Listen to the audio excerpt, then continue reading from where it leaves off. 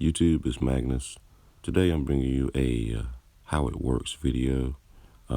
This is a diagram of a mock-up turbo system, engine, and all the components that are in a turbo system, and shows how the air flows and hot side, cold side, and basically just a diagram, a simple diagram of a turbo and how it is placed on an engine and its function.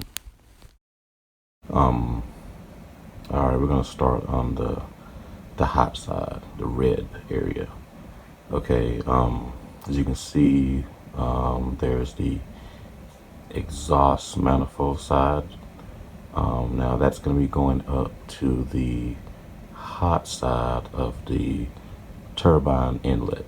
Now, this has to happen first in order for the turbocharger to make boost.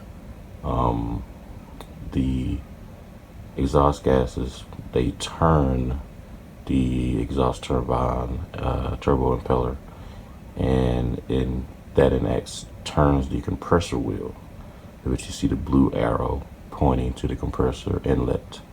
Now that inlet is going to be pointed most of the time toward the front of the vehicle. You're going to have a maybe a gauze air filter on there to keep trash out, and still allow it to suck air in. That is where your boost comes from. Now, the compressor charge side, which is the blue, now that is air that's going to be being compressed, and that air is going to be going into the intake of the vehicle. Now, before the air can go into the intake, it needs to be cooled down, so there's an intercooler that has to be placed in between the charge pipe and the intake. Now, the intercooler most of the time is going to be located in the front of the vehicle, somewhere near around the radiator, so while you're driving, cold air can be forced against it, so that intake will cool the air charge before it enters into the intake. That is basically how the air travels, how the turbo works. Now there are going to be some components that aren't on this diagram that are needed also so to work. One, which is pretty important, is a wastegate. Now you don't see it on the diagram, but the wastegate is going to be on the hot side, on the red side, going to the turbo housing. Now that regulates maximum boost pressure. That's very important. Gotta have a wastegate. Some turbos come internally wastegate, but if it's like this one on this diagram, it will need to be mounted near the turbo on the hot side. Now, the other component not shown on this diagram is a blow-off valve. Now, that is going to be located between the intercooler before it goes into the intake. Now, what the blow-off valve function is, when you're driving and you take your foot out the gas, the throttle blade closes in the throttle body. Now, that compressor is still going to be making boost. That boost has to go somewhere. So that blow-off valve will vent the excess boost once whatever PSI you have it set at 8, 6, 10 or whatever, and it's going to blow that compressed air out into the atmosphere. And it sounds pretty cool when it does it. Now, this is like I said, how a turbo works and how it allows the engine to make more power. Now, There's one more thing you're gonna need when you're doing this. You're gonna have to have more fuel, so you're gonna have larger injectors, and you're gonna have to have tuning. You have to tune the engine so it can make use of the more air and more fuel that's being entered into the combustion chamber.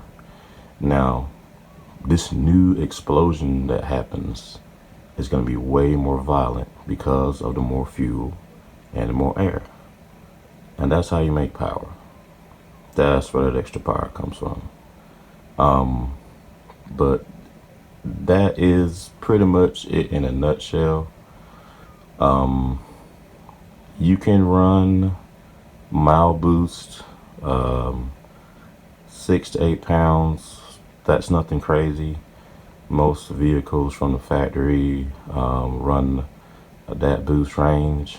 And if you get up into over 10 pounds of boost, you're gonna start doing some internal engine modifications. And most vehicles from the factory are gonna have forged internals anyway, so you can swap out, put a run to your 10 psi on a turbo, or if you got a supercharger, get a 10-pound pulley, swap out.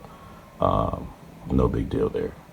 But this is on a stock engine. You could run 4, 5, 6 to 8 pounds safely on a stock engine. Like I said, with proper tuning.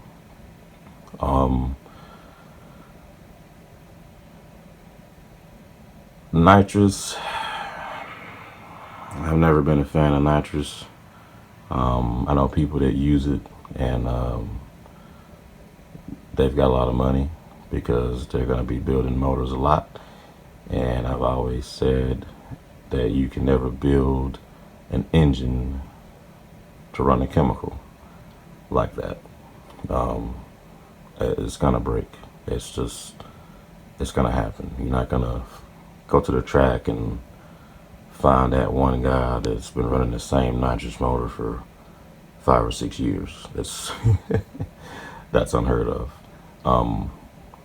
I like turbos because it's a universal power adder. You can use it street, track, work, rock crawling, whatever.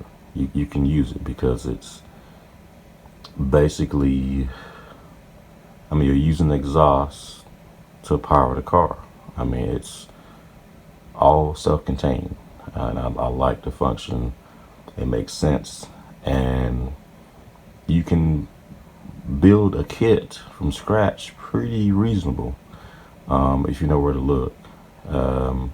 Superchargers are great. I like those, but they're expensive, and it's because of the engineering that has to go into a supercharger with the intake plenums, because that has to be CAD rendered and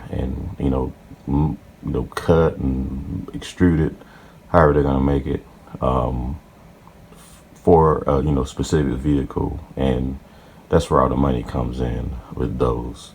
But it's still reliable. It's parasitic, a little parasitic loss, but still a form of reliable power adding for an engine. Hope this was informative. Hope it helped you.